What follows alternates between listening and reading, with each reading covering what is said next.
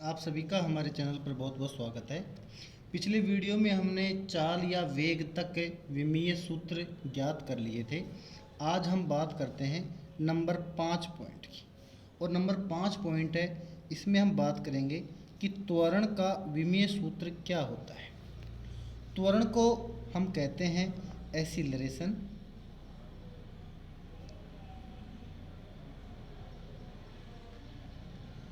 Acceleration कहते हैं। और त्वरण वास्तव में वेग में परिवर्तन बटा समय के बराबर होता है। या यूं कह दूं मैं, त्वरण को स्मॉल ए से लिखते हैं और स्मॉल ए बराबर होता है dv अपॉन dt, अर्थात वेग में परिवर्तन, वेग में परिवर्तन बटा समय। वेग में परिवर्तन वास्तव में वेग ही होता है और वेग का विमीय सूत्र हमने नंबर 4 पॉइंट में पढ़ा था, वो होता है L1t-1 और समय को लिखते हैं हम t1 से। ये L1t-1 हमने ऐसे कैसे उतार दिया, ये t1 ऊपर गया तो बन गया t-1 और ये बन गया L1t-2। क्लियर? एक साथ लिखें इसको, m0 L1t-2, ये आया त्वरण का विमीय सूत्र। बात करें त्वरण के मात्रक की, तो देखो आप, dv अर्थात वेग है और वेग का मात्रक होता था मीटर बटा सेकंड और dt का होता है फिर सेकंड। तो एक बार फिर सेकंड लिख दीजिए नीचे आप, तो इसका मात्रक हो गया मीटर बटा सेकंड स्क्वायर। क्लियर? या फिर इसको कह दूं मैं मीटर अपॉन एस स्क्वायर या ms-2। ये सब बातें त्वरण के बारे में थी। अब बात करते हैं हम नंबर 6 की, और 6 वाला पॉइंट है और वो है बल। बल को हम अंग्रेजी में फोर्स कहते हैं। फोर्स का जो पहला शब्द है एफ, इस आधार पर हम बल को एफ से रिप्रेजेंट करते हैं। फॉर्मूला जो आपको याद रखना वो है एफ बराबर एम ए, वेयर एम क्या है, मास है अर्थात द्रव्यमान, और ए क्या है, त्वरण। इसको लिख दिया मैंने त्वरण। द्रव्यमान को m1 से लिखते हैं, त्वरण को L1t-2 से लिखते हैं। इसको एक साथ लिखते हैं हम, तो हो गया m1 L1t-2 हो गया। ये इसका डायमेंशन फॉर्मूला है। और इसके हम मात्रक की अगर बात करें तो आपको डायरेक्ट याद रखना है कि बल का मात्रक होता है न्यूटन और न्यूटन का सिंबल है कैपिटल N। क्लियर? आगे की हम बात करें नंबर 7 पॉइंट में, और 7 पॉइंट है कार्य या फिर ऊर्जा। हम कार्य या ऊर्जा की बात यहाँ पर करेंगे कि कार्य या ऊर्जा क्या है। कार्य का होता है, कार्य W बराबर क्या होता है, बल गुणा विस्थापन, या यहाँ पर मैंने गलत लिख दिया, यही लिख लेता हूँ। कार्य को कहते हैं वर्क, वर्क का पहला अक्षर है W। इस आधार पर हम कार्य को W से लिखते हैं और W बराबर होता है F गुणा S। इसके आधार पर यहाँ हम लिख सकते हैं बल गुणा विस्थापन। कुल मिला के बात यह है कि आपको ये जो फॉर्मूले हैं W बराबर F गुणा S, F बराबर एम ए, या फिर A बराबर dv अपॉन dt, ये जो फॉर्मूले हैं ये आपको याद करने हैं। बल का हमने लिखा था m1 L1t-2, विस्थापन का हमने लिखा L1, ये हो गया m1 L2t-2। क्लियर भाई? L1 और L1 क्या बन गया, L2 बन गया है। अब इसके हम मात्रक की बात भी कर लें तो एक तो इसका मात्रक F का क्या होता है, बोलो न्यूटन, और S का क्या होता है, मीटर, विस्थापन का मीटर होता है। तो कार्य या ऊर्जा का मात्रक न्यूटन गुणा मीटर होता है। न्यूटन गुणा मीटर बोलने में बार बार दिक्कत आती है, तो इसलिए इसको नया नाम दे दिया जूल। तो जूल कार्य का भी मात्रक है और ऊर्जा का भी मात्रक है। जूल को अंग्रेजी में हम JOULE से लिखते हैं, जिसका पहला अक्षर J है, इसलिए जूल का संकेत कैपिटल J है। अब हम बात करते हैं नंबर 8 पॉइंट की, और 8वां पॉइंट है हमारा, और वो है रेखीय संवेग। क्या है? रेखीय संवेग। इंग्लिश में इसको रिप्रेजेंट करें तो ये हो जाएगा लीनियर मोमेंटम।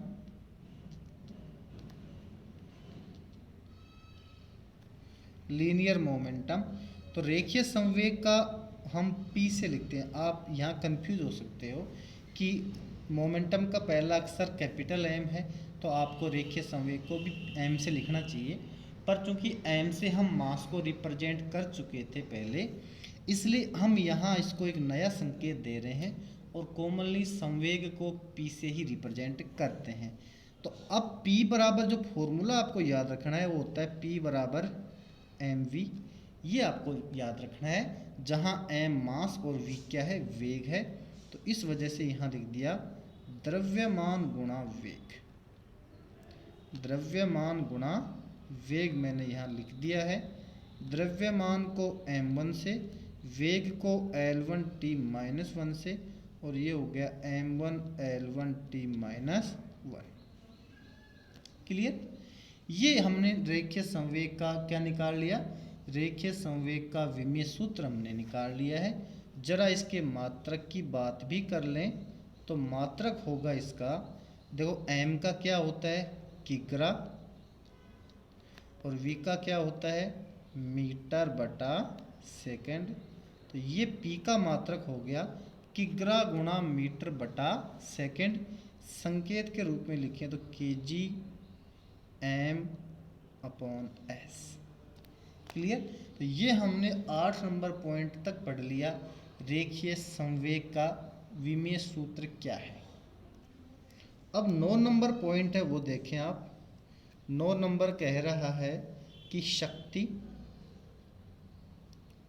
शक्ति को हम लिखते हैं किससे? पावर से। शक्ति को हम कहते हैं पावर। पावर का पहला अक्षर P है, इस वजह से शक्ति को भी हम P से लिखते हैं। और सूत्र जो आपको याद रखना है वो होता है P बराबर W/T, या यूँ कह दूँ कार्य करने की दर को शक्ति कहते हैं, या फिर W का मतलब होता है कार्य और T का मतलब होता है समय। तो कार्य बटा समय। आपको ये कार्य तक का विमीय सूत्र कम से कम याद होना चाहिए डायरेक्ट ही। कार्य का होता है m1 L2t-2, समय का होता है t1। ये बन जाएगा m1 L2t-2 और t-1, और ये बनेगा m1 L2t-3। ये इसका विमीय सूत्र आ गया। अब बात इसके मात्रक की भी यहीं पे कर लें हम।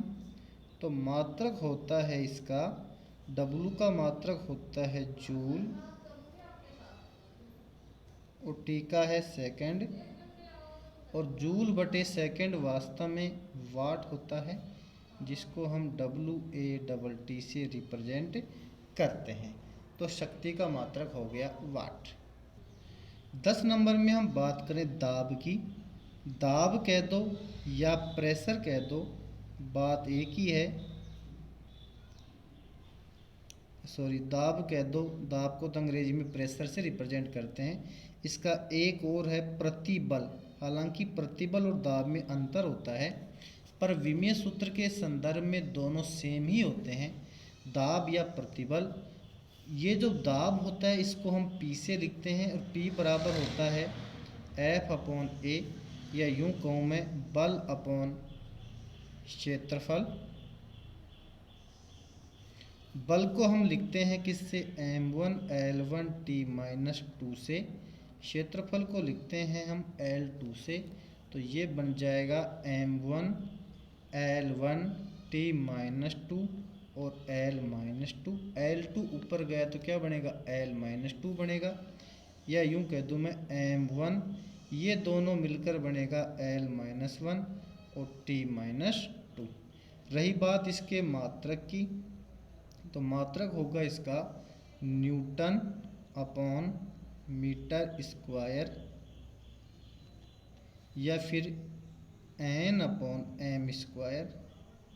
ठीक है, और न्यूटन बटे मीटर स्क्वायर को पास्कल भी लिख देते हैं, पास्कल। पास्कल भी दाब या प्रतिबल का मात्रक होता है, और पास्कल का संकेत होता है, वो होता है PA। क्या होता है, PA।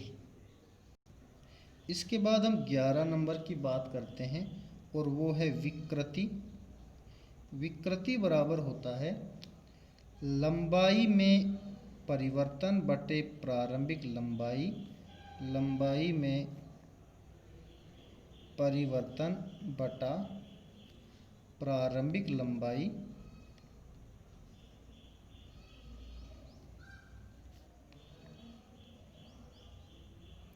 लंबाई में परिवर्तन भी वास्तव में लंबाई ही होता है, और प्रारंभिक लंबाई भी लंबाई ही होता है।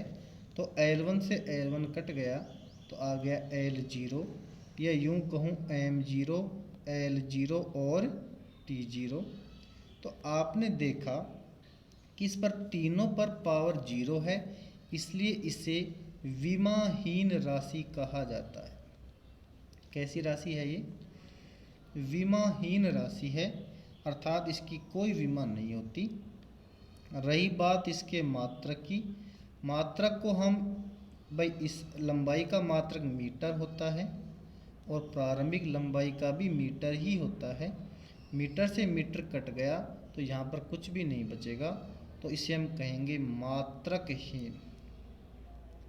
और अगर किसी राशि का कोई मात्रक नहीं होता है तो उसके आगे मात्रकहीन शब्द लिखा जाता है। इस प्रकार हम कह सकते हैं कि विकृति जो है वो विमाहीन तथा मात्रकहीन राशि होती है। इसके बाद हम अगले बात करें 12 नंबर में, और ये है प्रत्यास्थता गुणांक। प्रत्यास्थता गुणांक, प्रत्यास्थता गुणांक को कैपिटल ई से लिखते हैं। ये वास्तव में प्रतिबल बटा विकृति के बराबर होता है। प्रतिबल का विमीय सूत्र M1 L-1 T-2 होता है। विकृति का M0 L0 T0 होता है। तो ये बन गया M1 L-1 और T- का। कुल मिला के बात ये है कि प्रत्यास्थता गुणांक का विमीय सूत्र वो ही होता है जो प्रतिबल या दाब का होता है। इसके मात्रक की बात भी अगर मैं कर लूँ तो प्रतिबल का मात्रक होता है न्यूटन बटा मीटर स्क्वायर, विकृति का कुछ होता ही नहीं है। ठीक है, तो ये वास्तव में हो गया, ये तो मात्रकहीन है, नीचे चलो मात्रकहीन लिख देता हूँ मैं। तो इसका मात्रक हो गया वास्तव में न्यूटन बटा मीटर स्क्वायर। ठीक है, या N अपॉन एम स्क्वायर या फिर Nm-2। ये आ गया प्रत्यास्थता गुणांक का मात्रक। क्लियर। तो अगला टॉपिक है नंबर 13, पृष्ठ तनाव।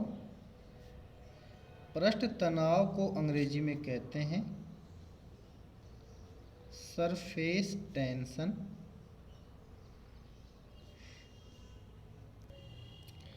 सरफेस टेंशन, और सरफेस टेंशन को हम T से लिखते हैं, और T बराबर जो आपको याद रखना है वो होता है F/L, या यूं कह दूं मैं बल बटा लंबाई।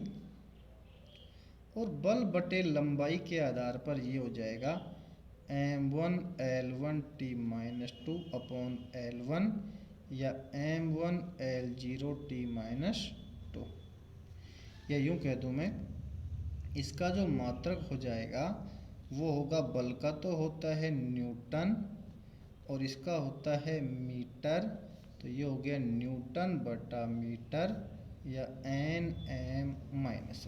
क्लियर। तो कुल मिला के हम इस वीडियो में इन 13 भौतिक राशियों के विमीय सूत्रों का अध्ययन हमने कर लिया है। अगले वीडियो में हम इससे आगे बढ़ेंगे। आपको किसी प्रकार का कोई डाउट है तो आप कमेंट सेक्शन में जाकर मुझसे पूछ सकते हैं। धन्यवाद।